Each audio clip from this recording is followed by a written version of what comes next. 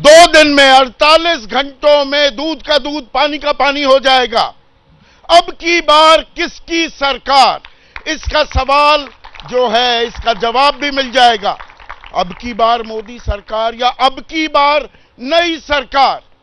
ताल ठोकी जा रही है, दावे किए जा रहे हैं, आंकड़े पेश किए जा रहे हैं, लेकिन इन सब के बीच एग्जिट पोल भी कल आ गए और एग्जिट पोल के बाद बीजेपी के खेमे में जहां लोग बम बम हैं और वो शरीर के जिस भी हिस्से में होती है ना, किसके बारे में मैं बात कर रहा हूं, थोड़ा सा दिमाग लगाइए, वो खिलखिला रही हैं। जबकि इंडिया खेमे में, कांग्रेस में, विपक्षी दल में एक मायूसी है और एक डिसबिलीफ भी। अरे ये हो ही नहीं सकता, ये कैसे आंकड़े आए हैं, ये तो मोदी जी का एग्जिट पोल है। राहुल गांधी ये बात कह रहे हैं।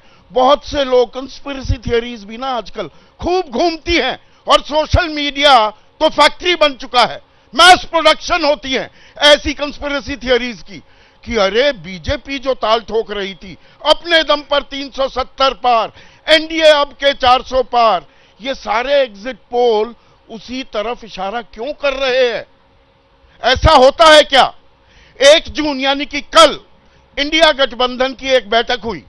कांग्रेस के राष्ट्रीय अध्यक्ष मल्लिकार्जुन खड़गे ने यह बैठक बुलाई। 24 नेता इसमें शरीक हुए और इसका मुख्य एजेंडा क्या था कि जो मतगणना का दिन है, वोटिंग डे 4 जून, बड़ा मंगल, फॉर्म 17C पर नजर रखिए, मिलान कीजिए, सजग रहिए, सतर्क रहिए, सावधान रहिए। इन शब्दों का अखिलेश यादव भी इस्तेमाल करते दिखाई दिए। यानी कि जो इंडिया गठबंधन चुनाव के दौरान और चुनाव से पहले तो अस्त व्यस्त दिखाई दे रहा था, अब काउंटिंग के दिन उसमें एक नई ऊर्जा भी आ रही है। या कि भाई इस बार भी चूक गए तो पता नहीं कितने दिन और हाशिए पर रहना पड़ेगा, ये डर, ये खौफ भी सता रहा है क्या? और जब मैं एग्जिट पोल की बात कर रहा हूं तो एबीपी न्यूज सी वोटर सर्वे का जो एग्जिट पोल है उसमें 353 से 383 सीटें दी गई हैं एनडीए को, यानी कि 368 का मोटा मोटा बीच का आंकड़ा। तो जो बीजेपी 370 पार कह रही थी, वहां तक एनडीए जाता दिख रहा है और उससे ऊपर भी जा सकता है, क्योंकि प्लस माइनस का खेल भी होता है। और इंडिया गठबंधन की बात करें तो वो 152 से 182 पर सिमटता दिख रहा है। अब 182 और 272 में 90 सीटों का फासला है। बहुत लंबा फासला होता है ये किसी भी राजनीतिक परिस्थिति में। तो वहां तक पहुंच पाएंगे क्या? अभी भी उम्मीद के सहारे कायम है क्या? और बीजेपी 315 अपने दम पर लाती दिख रही है। तो बीजेपी ने जहां पर जबरदस्त कमाल का प्रदर्शन किया था 2019 में, वो वैसा का वैसा ही छोटे मोटे डेंट लगे हैं। गाड़ी में जाते हैं ना, हाईवे पर चल रहे हैं, 1-2 डेंट लग गए तो उसकी रफ्तार पर कोई फर्क नहीं पड़ता। टायर पंक्चर नहीं हुआ, कोई विंड स्क्रीन नहीं टूटा है, कोई मैल फंक्शन नहीं हुआ एनडीए के विजयी रथ में। लेकिन इंडिया गठबंधन जो कह रहा था एक अंडर करंट है, लोगों में नाराजगी है, महंगाई बेरोजगारी का मुद्दा है, आरक्षण एक बड़ा मुद्दा जो रोजगार से जुड़ा हुआ था। अरे 400 पार इसलिए कह रहे हैं कि संविधान बदल देंगे, और जी इसको लेकर लोगों में एक भय आ गया है, नए समीकरण भी बन गए हैं, जातियां मुंह उबारने लगी हैं जातिगत जनगणना के चलते। इन तमाम मुद्दों पर बैंक कर रहे थे। जबकि अगर हम बीजेपी की बात करें, भाई 10 साल की सिगवी सरकार हो, एक एंटी इनकम्बेंसी तो होती है, लेकिन मोदी का चेहरा, वो भरोसा, वो गारंटी क्या काम करती है एक बार फिर दिखाई दी है।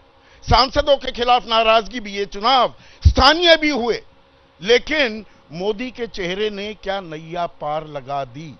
ये अपने आप में बड़े टॉकिंग पॉइंट्स होने वाले हैं 4 जून को। तो ऐसे में आज जो मैं सीधा सवाल पूछने वाला हूं वो ये कि इंडिया फेल या बाकी है खेल? क्योंकि एग्जिट पोल के नतीजे आए हैं, ये एग्जैक्ट पोल कतई नहीं होते। ये मैं चिन्हित करना चाहूंगा, अंडरलाइन, रेखांकित करना चाहूंगा। और इस चर्चा में मेरे साथ एनडीए की तरफ से उनके वरिष्ठ चेहरा जेडीयू के मुख्य प्रवक्ता हैं केसी त्यागी साहब, कांग्रेस की तरफ से उनके युवा चेहरा राष्ट्रीय प्रवक्ता हैं आलोक शर्मा, और अगर मैं विनोद अग्निहोत्री को युवा नहीं कहूंगा तो वो बुरा मान जाएंगे, वरिष्ठ पत्रकार हैं। और जिस सी वोटर का मैं जिक्र कर रहा था उनके सर्वे सर्वा, और देखिए दिल की धड़कनें राजनीतिक जमात में तो बढ़ी हुई हैं, और मानेंगे नहीं यशवंत, वो कहेंगे अरे रोज का काम है, हम रोज करते हैं, हमारी चमड़ी मोटी हो चुकी है, लानत मलानत हम पर भेजी जाती है, आदत हो गई है। पर दिल की धड़कनें भाई इंसान है, विष्णु का अवतार तो आप है नहीं कि असर ना पड़े। तो यशवंत देशमुख और साथ ही साथ सीएसडीएस के प्रोफेसर संजय कुमार भी इस चर्चा में जुड़ने वाले हैं। तो शुरुआत तो आलोक आपसे करूंगा। 295 की ताल ठोक रहे हैं मल्लिकार्जुन खड़गे, 295 लेंगे जी। ये तो जी मोदी जी का एग्जिट पोल है, मतलब एग्जिट उनके एग्जिट का पोल है, पर ये तो बता रहा है जबरदस्त तरीके से तीसरी बार सत्ता में आ रहे हैं। देखिए, मुझे लगता है कि अगर 2004 के एबीपी न्यूज के दर्शक देखेंगे तो जिस तरह के आंकड़े और जिस तरह के एग्जिट पोल आए थे, और उसके बाद जब 3 दिन के बाद रिजल्ट आए तो बिल्कुल परिवर्तित होकर रिजल्ट आए, और उसमें जो आपने 90 का आंकड़ा दिया उसमें 90 से भी ज़्यादा लगभग 100 के करीब का डिफरेंस आया। इंडिया पास होगा और खेल होगा, और खेल ये होगा कि जनता ने वोट दिया है और 4 तारीख को इंडिया गठबंधन की सरकार बनेगी और मोदी जी की सरकार का एग्जिट प्लान उसी दिन सामने आ जाएगा। हरिवंश राय बच्चन कह गए जो बीत गई सो बात गई, अतीत को खंगाल रहे हैं, मन को तसल्ली देने के लिए 2004 को ले आए। ना 2004 है ये, ना ये 2004 वाली बीजेपी है और ना ही 2004 वाली कांग्रेस, ये बात मानेंगे? मैं मानता हूं अटल बिहारी वाजपेयी जी का चेहरा ज्यादा बड़ा था। अटल बिहारी वाजपेयी जी के खिलाफ इतनी एंटी इनकम्बेंसी नहीं थी। अटल बिहारी वाजपेयी इस तरह से झूठ नहीं बोलते थे। अटल बिहारी वाजपेयी मछली से शुरू होके और जिस तरह से मुसलमान और मंगलसूत्र और भैंस से होते होते मुजरा पर कभी नहीं गए अटल बिहारी वाजपेयी। मुझे लगता है कि आज का चुनाव जो पिछले 2 महीने में पूरे देश ने देखा, मैं तो कहता हूं मां से मर्यादा भी होती है। देश के प्रधानमंत्री मां से मणिपुर, मां से महंगाई, केवल मां से बाकी चीजें उनको याद रही। मोदी जी आप स्वयं समझिए कि 10 साल पहले आपने कौन कौन से भाषण दिए थे। बेरोजगारी हाईएस्ट है इस टाइम, महंगाई हाईएस्ट है, एससी एसटी पर 50% अत्याचार बढ़ा है, महिलाओं पर क्या हालत रही है पिछले 5 वर्षों में सबने देखा है, किसानों पर क्या किस तरह से तोप के गोले नहीं बरसाए, बाकी सब कुछ इन लोगों ने लाठियों से लेके, गोलियों से लेके, खंजर से लेके सब कुछ चलाया। तो कौन सा वर्ग ऐसा था जो मोदी जी को वोट दे रहा है? वो वर्ग नहीं मिला हमें। मां से आलोक मैनेजमेंट भी होता है। ये तमाम जो मुद्दे गिनवाए, मैं ये नहीं कहूंगा ये मुद्दे नहीं है, ये महीनों से नहीं बरसों से थाली पर सजे हुए हैं, पर इनको परोसने की जिम्मेदारी भी विपक्ष की होती है। जो विपक्ष कॉमन मिनिमम प्रोग्राम तो बना नहीं पाया। चौथे चरण के बाद याद आता है कि अरे ये 5 किलो अनाज दे रहे हैं 81 करोड़ 35 लाख लोगों को, हम 10 किलो देंगे, खटाखट टकाटक 8,500 रुपए आएंगे। ये यकायक आपको याद आया और आपको लगता है कि फटाफट वोटर उठेगा, मन बदल लेगा और आपका बटन दबा देगा। देखिए 8,500 रुपए पहले से हमारी मैनिफेस्टो में थे कि जो भी गरीब महिला घर की होगी उसको 1 लाख रुपए में मिलेंगे। बीजेपी ने ज्यादा नहीं, देखिए बड़ा दुर्भाग्य है कि देश के प्रधानमंत्री ने हमारे मैनिफेस्टो को पढ़ा और कहां से पढ़ा हमें तो समझ नहीं आई, और उनको कहां से उतनी नकारात्मक चीजें दिखी कि इसमें मुस्लिम लीग की छाप है, इसमें ये है, इसमें ये है। देश के प्रधानमंत्री ने पूरे 10 साल के बाद पूरे समय तक 2 महीने तक पूरे चुनाव कैंपेन को डिस्ट्रैक्ट रखा। और जिस तरह से आज खबरें आ रही हैं, मीडिया के माध्यम से खबरें आ रही हैं कि अमित शाह जी जो हैं वो 150 डीएम से बात कर रहे हैं। कहां से जानकारी? अगर उसमें सच्चाई है, नहीं जानकारी जहां से हमारे पास आई है, मैं वही कह रहा हूं ना, कंस्पिरेसी थ्योरीज का मौसम भी आ गया, वो पुख्ता है, तभी मैं इस मंच से कह पा रहा हूं। मुझे लगता है कि अगर ऐसी नौबत थी कि आप बल्ले बल्ले जीत ही रहे थे तो आरएसएस की हमें जरूरत नहीं है, फलाने की हमें जरूरत नहीं है, ऐसा क्यों कहना पड़ा?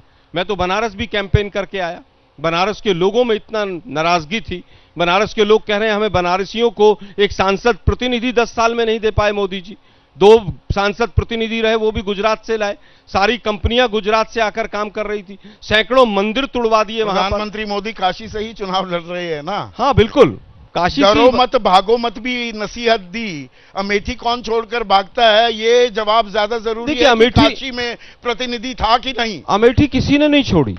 प्रियंका गांधी जी ने अमेठी में सबसे ज्यादा समय दिया और अमेठी हम कम से कम 2 लाख वोट से जीत रहे हैं। अमेठी की जो सांसद थी वर्तमान की, जो मंत्री भी हैं केंद्र में, उनके खिलाफ जिस तरह का वहां विद्रोह था, जिस तरह का लोगों में विद्वेष था कि इनको बिल्कुल हरा के भेजना है, जाकर देखिए ना आप उनका जो जनता चुनाव लड़ी कि इंडिया चुनाव लड़ा? दोनों ने मिलकर लड़ा। हम दोनों तो ने मिलकर पहले लड़ा। पहले या दिन- जनता के भरोसे नहीं, हाँ, देखिए, आप ये ताल ठोक रहे हैं। देखिए, मोदी जी इलेक्शन कमीशन के भरोसे लड़ रहे थे, हम जनता के भरोसे लड़ रहे थे, वो पर फर्क जो- इतना ही था। जो तैयारी आलोक अब आप दिखा रहे हैं कि काउंटिंग डे से पहले की तैयारियां, ये तैयारी चुनाव लड़ने से पहले करते तो ज्यादा बेहतर नहीं होता क्या? बिल्कुल, मैं आपकी बात से सहमत हूं, आपकी बात में दम है, और तैयारी की जानी चाहिए थी, इसमें कहीं कोई दो राय नहीं।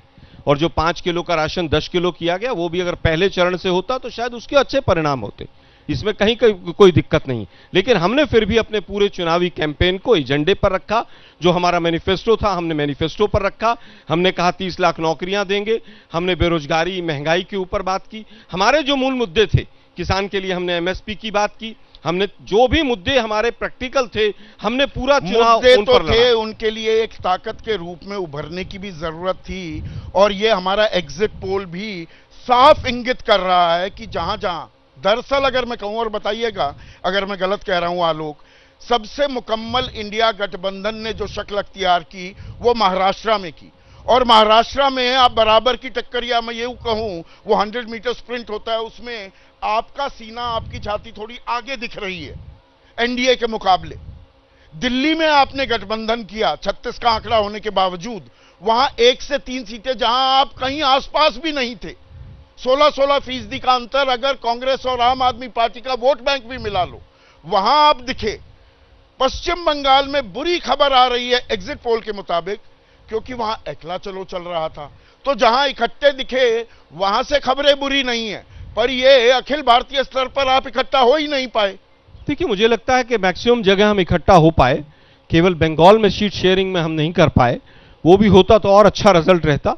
बाकी बिहार में हमने किया, बिहार में महाराष्ट्र में किया, साथ में खड़े और हैं। उसके इतना नाराज कर दिया इन्हें, छोटी मोटी बातें नहीं मानी, जिसने इंडिया को रचा, इस गठबंधन को रचयिता ही वापस हो लिया, जो कह रहा था 200 पार नहीं उनको वापस, करने दूंगा, संदीप भाई, 100 वापस पार जाते नहीं करने दूंगा। वापस जाते समय उन्होंने कहा कि मजा नहीं आ रहा था।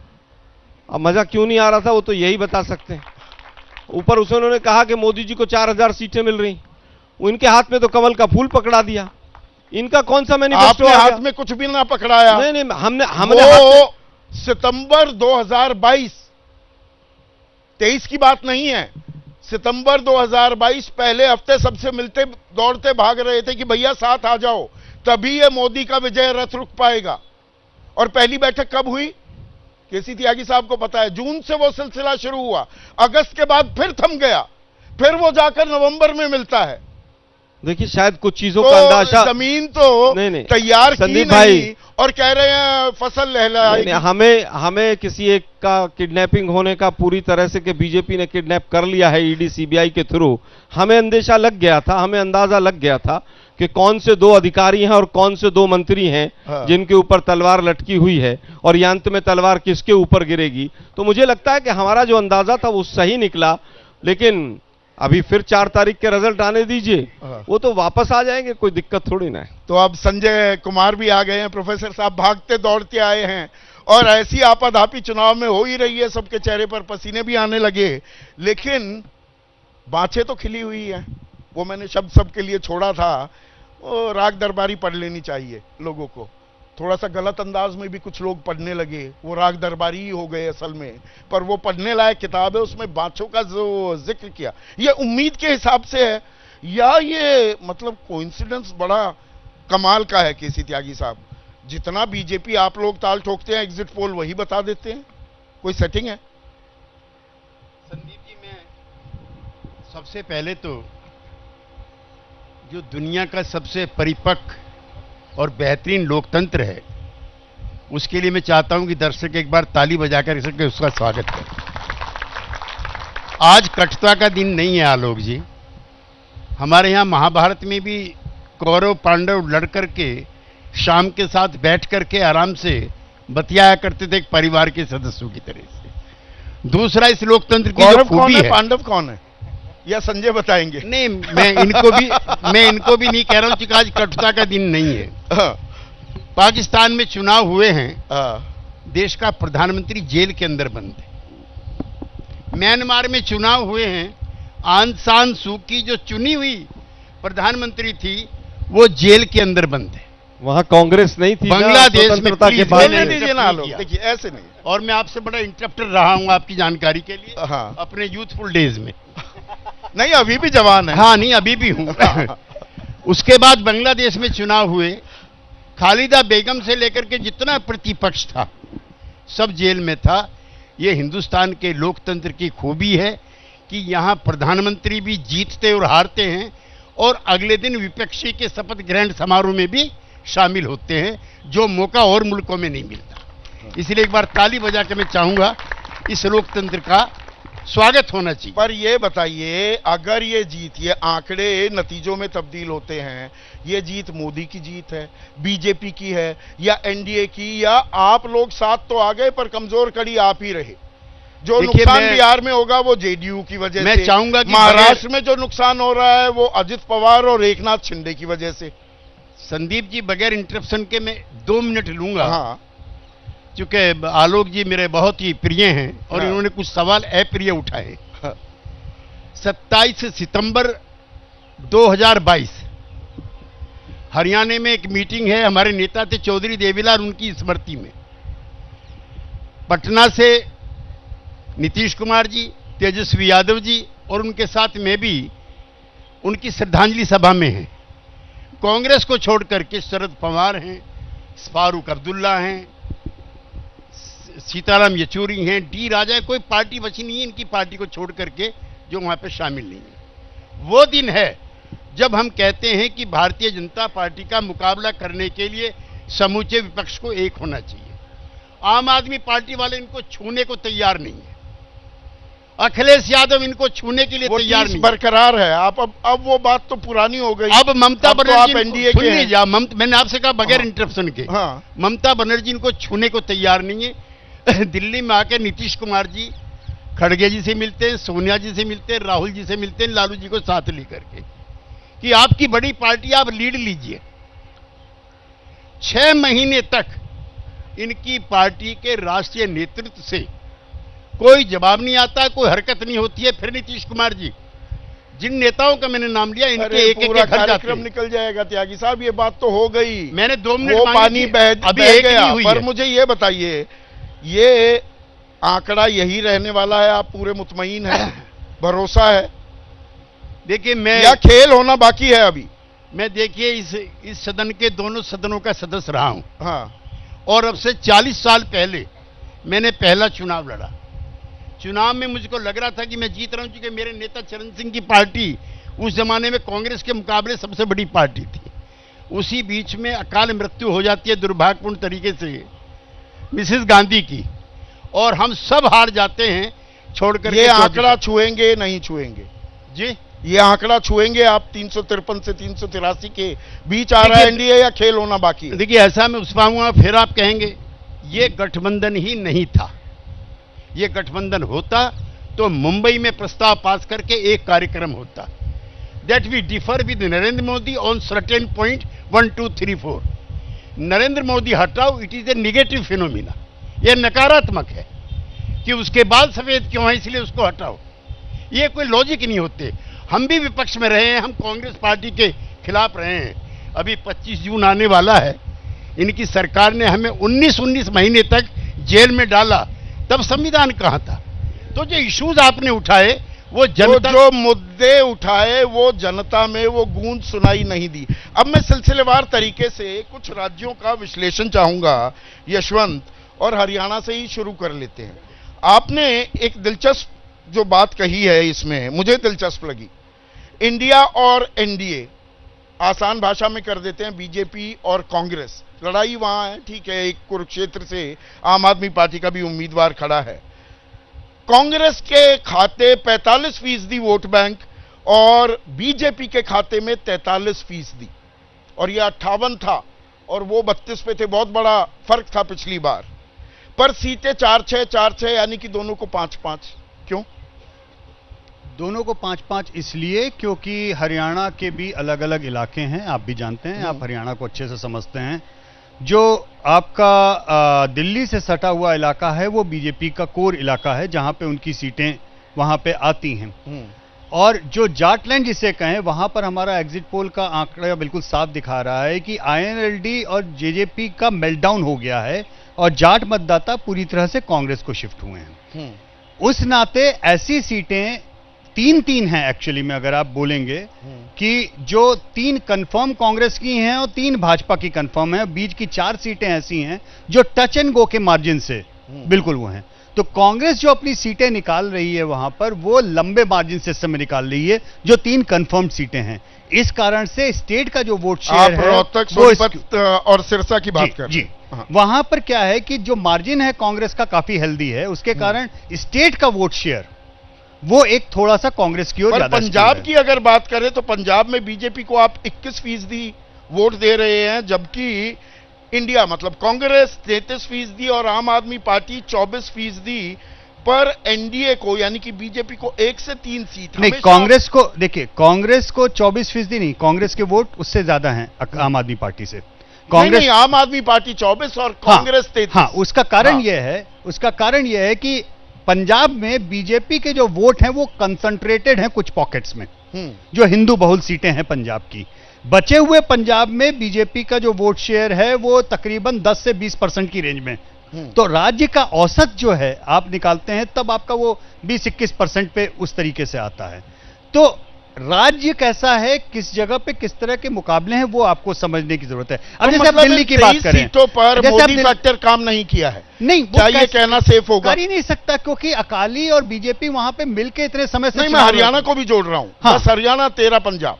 नहीं, हरियाणा में तो देखिए हम लोग ने कितनी बार इस बारे में बात की। अगर आप हमारे ट्रैकर्स, मुझे उम्मीद है कि सारे दर्शक जो एबीपी सी वोटर के ट्रैकर्स को फॉलो करते हैं, देश का मूड फॉलो करते हैं, हम पिछले करीबन 3 साल से कह रहे थे कि देश की सबसे ज्यादा अलोकप्रिय सरकारें जो हैं उनमें से हरियाणा एक है। देश के सबसे ज्यादा अलोकप्रिय मुख्यमंत्री जो हैं वो उस समय हरियाणा के एक थे।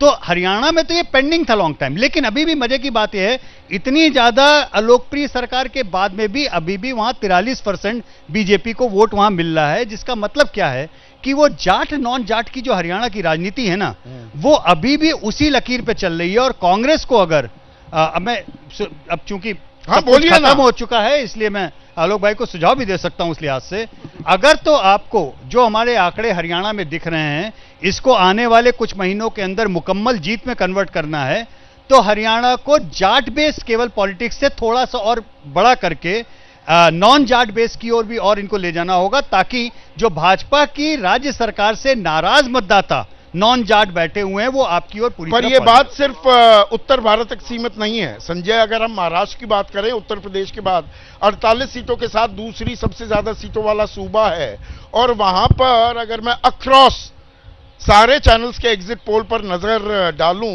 तो 15 से 16 सीटों का नुकसान वहां पर एनडीए को होता दिख रहा है। अब उसमें बाल की खाल निकाली जा सकती है कि बीजेपी को नुकसान नहीं, अजित पवार और एकनाथ शिंदे का है, पर एक वो डेंट है। तो इस डेंट को, ये उत्तर भारत तक नहीं, पश्चिम में भी ऐसी कहानी है, पर अखिल भारतीय स्तर पर बीजेपी की, अब मैं इसे लहर ही कह सकता हूं, इसे कैसे एक्सप्लेन करते हैं आप? आपने जिस राज्य का जिक्र किया महाराष्ट्र, निश्चित रूप से वहां डेंट है। कुछ राज्यों में छोटा मोटा और डेंट कहीं दिखाई पड़ रहा है, लेकिन आप देखिए उन राज्यों को देखें जहां बीजेपी ने अपने। नहीं, महाराष्ट्र छोटा डेंट नहीं है, लगभग आधे में आ रहा है। हाँ, लेकिन बड़े फायदों को भी देखें कि किन राज्यों में उन्हें ज्यादा बड़ा फायदा होता हुआ दिखाई पड़ रहा है। उड़ीसा है, बंगाल है, ये 2 कोस्टल राज्य आप कह सकते हैं, ईस्टर्न इंडिया के राज्य हैं। इसके अलावा आप तेलंगाना में देखें बड़ा फायदा हो रहा है, आंध्रा में देखें बड़ा फायदा हो रहा है, तमिलनाडु में फायदा हो रहा है, केरल में कुछ ना कुछ फायदा होता हुआ दिखाई पड़ रहा है। तो कई ऐसे राज्य हैं जहां पर बीजेपी को फायदा होगा, या ये अभी एग्जिट पोल के ही आंकड़े हैं? इस वक्त तो एग्जिट पोल है और हम उसी पर चर्चा कर रहे हैं। मानना होगा हमें कि लगभग नतीजे इसके आसपास होंगे। यूपी में भी फायदा होता हुआ दिखाई पड़ रहा है। मैं ये इसलिए पूछ रहा हूं कि पूरब मतलब उड़ीसा और दक्षिण के जो इलाके हैं, तेलंगाना, आंध्र में ऐसा इतना जबरदस्त बदलाव उस तेलंगाना में जहां कांग्रेस ने अभी बम्पर जीत के साथ अपनी सरकार बनाई है।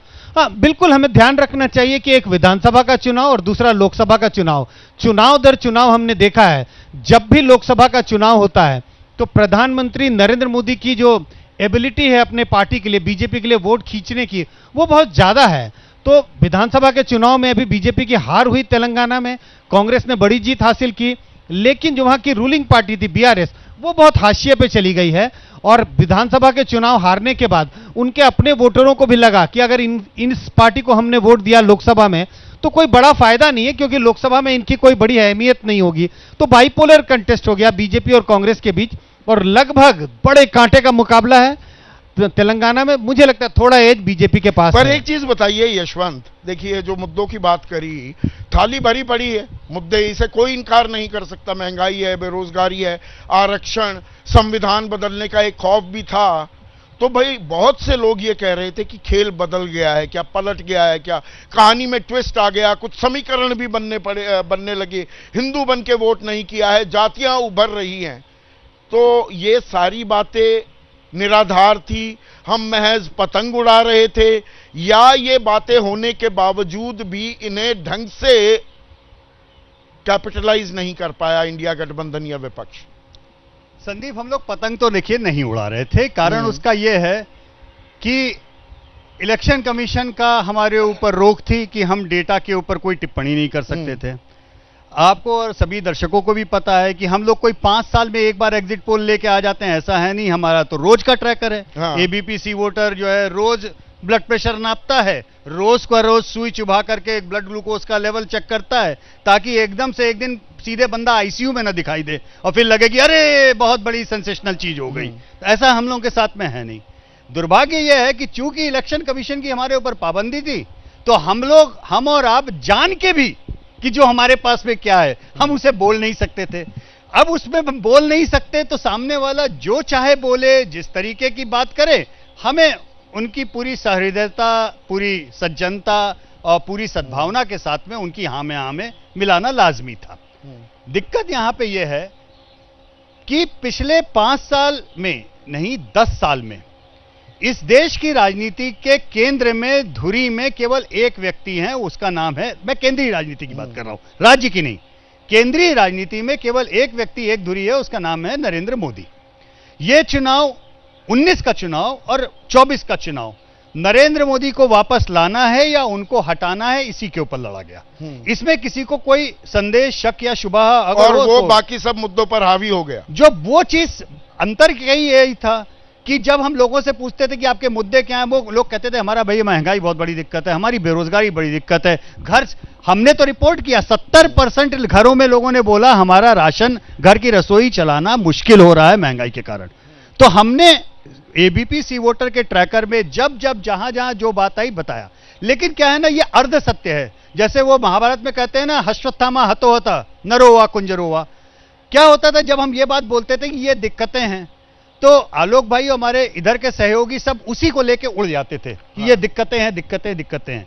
उसके बाद का जो दूसरा सवाल हम पूछते थे, नहीं संदीप, क्या वो बटन दबाएगा? केवल उस सवाल का जवाब नहीं वही मैं पूछा 15 गया। सेकंड और लूंगा कि दूसरा सवाल जो हमारे ट्रैकर में होता था कि आपकी जो ये दिक्कत है उसका समाधान कौन दे सकता है। तो अगर एक व्यक्ति राहुल गांधी का नाम लेता था तो 3 लोग नरेंद्र मोदी का। तो अगर एक भरोसे आदमी की भी बात है। एक आदमी कांग्रेस का नाम लेती थी तो 2 आदमी बीजेपी ठीक है का। विनोद, 2014 का चुनाव एक आशा का चुनाव था, मनमोहन सिंह और भाई बहुत सारे भ्रष्टाचार के इश्यूज आ गए थे, तो आशा थी कि कुछ बदलेगा कोई, तो मोदी साहब आ जाते हैं। एक भरोसा शब्द हुआ 2019 में। इस बार वो ऐसा क्या फैक्टर था कि ये आंकड़े जो हमें दिख रहे हैं वो आंकड़े सामने आ रहे हैं, या ये महज एग्जिट पोल है और खेल अभी हो सकता है? नहीं देखिए, मैं जो आपने बाद में कहा तो एग्जिट पोल ही है, ये एग्जिट पोल तो नहीं है, महज एग्जिट पोल ही है। और जब तक अंतिम नतीजे नहीं आ जाते हैं, यानी जो 4 जून को, तब तक खेल हो सकता है। अभी खेल तो हो सकता है। मैं तो दोनों संभावनाएं देखता हूं। हाँ। क्योंकि कई बार राज्यों के स्तर पर भी एग्जिट पोल गलत साबित हुए और सही भी साबित हुए। हाँ। केंद्र के स्तर पर भी सही भी साबित हुए, गलत भी साबित हुए। तो दोनों संभावनाएं। पर यहां पर मतलब एक एग्जिट पोल 350 से नीचे दे रहा है, बाकी सारे 350 ऊपर। वो बीजेपी वाले भी बहुतों से बात की, वो कह रहे हैं कि आ भी रही है इतनी, उनमें भी थोड़ा सा संशय है। देखिए, जिस तरह का चुनाव का माहौल रहा, हम सब ने देखा, कवर हाँ। किया, सुना, और चाहे उत्तर प्रदेश हो, चाहे राजस्थान हो, हरियाणा हो, पंजाब हो, जो भी राज्य हैं, तो उस माहौल के हिसाब से तो एग्जिट पोल्स के जो नतीजे हैं, मुझे भी आश्चर्य हुआ। नहीं, इन चुनावों में एक चीज, और आप लगातार बात कर रहे थे, मैं कर रहा था, हम घूम भी रहे थे, बिहार जाइए भाई साहब, अटका हुआ है चुनाव, कांटे की टक्कर, फंसा हुआ है। हाँ, यूपी में वही शब्द अभी हाँ। इस्तेमाल करने, फंसा हुआ है। तो ये अटका हुआ, कड़ी टक्कर, फंसा हुआ, सब गया बीजेपी के खाते में। वो तो 4 जून तक तो फंसा ही रहेगा। 4 जून तक तो अटका भी रहेगा, फंसा भी रहेगा। जो कुछ निकलना होगा वो 4 जून को ही निकलेगा। हाँ। अब वो क्या निकलता है, क्या नहीं निकलता, ये तो हम नहीं बता सकते, लेकिन मैं पर एक सेक्युलर एक पत्रकार के नाते, क्या, देखिए, खेल खेला, पर बिना तैयारी या आधी अधूरी तैयारी के, ये चीज भी कहीं झलक उसकी दिख रही है इंडिया गठबंधन के संदर्भ में। ये सवाल देखिए, एक बात तो है, चुनाव अनइवन था। एक तरफ भारतीय जनता पार्टी संगठित पार्टी, अनुशासित पार्टी, राष्ट्रीय स्वयंसेवक संघ का उसके साथ समर्थन, सरकार, तंत्र, साधन, संसाधन, सब कुछ उसके पास, और नेता नरेंद्र मोदी जी जैसा लोकप्रिय करिश्माई नेता, जिसको 10 साल से देश के प्रधानमंत्री हैं। दूसरी तरफ विपक्ष में पहले तो त्यागी जी ने कोशिश करके, असली सूत्रधार तो यही है, हाँ। नीतीश कुमार को तो श्रेय मिल गया। हाँ। मुझे मालूम है कैसे इन्होंने तमाम सारे नेताओं से, विपक्षी नेताओं से बात करके मीटिंगें सेट कराई, और आज से नहीं, ये तो 70 के दशक से हाँ। विपक्षी एकता के सूत्रधार रहे हैं। हाँ, मैं परपेचुअल ऑपोजिशन वाले हैं। हाँ, मैं तो हमेशा इनको जानता हूँ, आज हाँ, से नहीं, जो विपक्ष भारतीय के जनता मोड पार्टी में पहले रहते से। हैं, वो डिफॉल्ट तो ऑप्शन है इनकी। ये तो पहले तो वो समस्या थी कि भाई पटना में मीटिंग हुई, पटना के बाद बेंगलोर हुई, मुंबई हुई, फिर तो मतलब तैयारी में देरी हुई, लेकिन यहां पर मैं 2-3 सवाल लेना चाहूंगा, छोटे छोटे सवाल। जी, सवाल मेरा कांग्रेस प्रवक्ता से है। अभी इन्होंने 2 शब्द यूज किए थे इन्होंने कि मुस्लिम लीग और मर्यादा। मुझे यह कहना है कि जब आप कहते हैं कि हिंदू आतंक, सवाल पूछिए। सवाल यह है कि आपका जहाज डूब रहा है और देश को मजबूत विपक्ष नहीं मिलने वाला है। आप सवाल क्या है इसमें? सवाल ये है कि आप हिंदुओं से इतने कतराए हुए और हिंदुओं के खिलाफ इतना क्यों बोलते हैं? इसका जवाब क्या मिलेगा? ये सवाल पूछा जा रहा है बहुत जगह। हाँ। मैं बिल्कुल, चाचा उम्र में बड़े हैं, बड़े शांति से उत्तर देना चाहूंगा कि धर्म को जिस तरह से हथियार बनाकर एक देश के प्रधानमंत्री रथ पर बैठकर निकले हैं, ये देश के लोकतंत्र के लिए ठीक नहीं। और अगर सवालों के जवाब हिंदुत्व के ऊपर देने हैं तो वो चारों शंकराचार्य के जवाब बीजेपी दे और उनके अंधभक्त दें। अगला सवाल। मेरा नाम विशुषया सिंह चौहान है और मेरा सवाल कांग्रेस प्रवक्ता से है कि बीजेपी की जनपद की रैली हुई थी, तो उसमें आपके नेता ने, मोहब्बत की बात करने वाली आपकी पार्टी के नेता ने धमकी देते हुए खुले मंच से कहा था कि अगर मेरे वोट प्रभावित हुए तो मैं आपके घर का चूल्हा नहीं जलने दूंगा। और ये कब कहा? ये किसने कहा? थोड़ा सोशल मीडिया ज्यादा देख रही है, व्हाट्सएप यूनिवर्सिटी से ग्रेजुएशन तो नहीं करने लगी? अरे छोड़िए। हाँ सर, मेरा नाम अजय कुमार है, मैं सहरसा बिहार से हूँ। मैं अध्ययन किया हूँ, जो आदमी, जो देश, परिवार, समाज धर्म की आड़ में आया माननीय प्रधानमंत्री जैसे प्रभावशील नेता धर्म की राजनीति करते हैं, जाति की राजनीति करते हैं, हिंदू मुस्लिम करते हैं, मंदिर मस्जिद करते हैं। इस राजनीति के दौर में युवा पीढ़ी जो है पढ़ने लिखने की दिशा से भटक गया है। यह देश विश्वगुरु बनता, लेकिन यह देश के लिए विश्वगुरु नहीं बनता। बहुत अहम सवाल पूछा है केसी त्यागी साहब, आप इसका जवाब दीजिएगा। अरे भाई, जवाब लेंगे कि नहीं पहले? हाँ। हमारे बिहारी भाई ने, हम भी आधे बिहारी हैं, वहां से राज्यसभा में आ चुके हैं। हाँ। और इनके यहाँ किस्सा है रोम पोप का, सहरसा गोप का। ये वहीं के रहने वाले सहरसा के। इन्होंने सही सवाल किया है। आजादी के बाद जो शुरुआती दिनों में चुनाव हुए थे, उसके मुद्दे और आज के चुनाव के मुद्दों में बुनियादी फर्क है। ये मटन, माछ, मंगलसूत्र और मुजरा ये लाने की जरूरत वो तो है। हम लोगों पे भी पता नहीं, सार्वजनिक हम लोगों पे भी, जब हम थे विपक्ष में तो हमारे कांग्रेस के मित्र CIA एजेंट, हमारे एक नेता थे पीलू मोदी, इसी पार्लियामेंट में एक लगा के चले आए, that I am CIA agent. जो इंदिरा जी के खिलाफ है वो CIA एजेंट है। हमने ये गालियां भी देखी, हमने, मेरे पे देशद्रोह का मुकदमा चला है। पर ये दौर और इस तरह का नैरेटिव अच्छा नहीं है उनका। सीधा बिल्कुल, सवाल मैं था, इनसे सहमत हूं। विश्व गुरु कैसे बनेगा? मैं इनसे सहमत हूं, विश्व गुरु बनना है और इसको, देश को दुनिया में भारत की छवि सबसे शानदार बनानी है तो इसको नई भाषा चुनाव की घड़नी पड़ेगी। 20 सेकंड में प्लीज। देखिए, मैं केवल ये कहना चाहूंगा, विश्व गुरु भारत बने बहुत अच्छी बात है, सबकी कामना है, लेकिन जिस देश का प्रधानमंत्री झूठ बोलता हो, जिस देश का प्रधानमंत्री ये कहता हो मैं दंगाइयों को कपड़े से पहचान लेता हूं, जिस देश का प्रधानमंत्री एक स्कूल कॉलेज खोलने की बात ना करता हो, अगर भी बिहार के साथ ही बैठे थे, एक यूनिवर्सिटी का नाम बताइए जो केंद्र सरकार ने पिछले 10 साल में बिहार में खोली हो। पटना यूनिवर्सिटी को सेंट्रल यूनिवर्सिटी का नाम देने की बात थी, दरभंगा का एम्स का हॉस्पिटल अभी भी ढूंढ रहे हैं लोग। मैं फिर कहूं संदीप भाई, जिस देश के अंदर 84% बच्चे कुपोषित हों, 85% के करीब 14 साल से लेकर 49 साल तक की महिलाएं एनीमिक हों, उस देश के अंदर आप विश्व गुरु की बात करने की बात करें। भरोसा किस पर जनता ने जताया है और नब्ज किसने पकड़ी? लोकतंत्र का एक तकाजा यह भी होता है क्योंकि जनता ही तो जनार्दन है। एग्जिट पोल आए हैं, अंतिम नतीजे आएंगे परसों, इंतजार रहेगा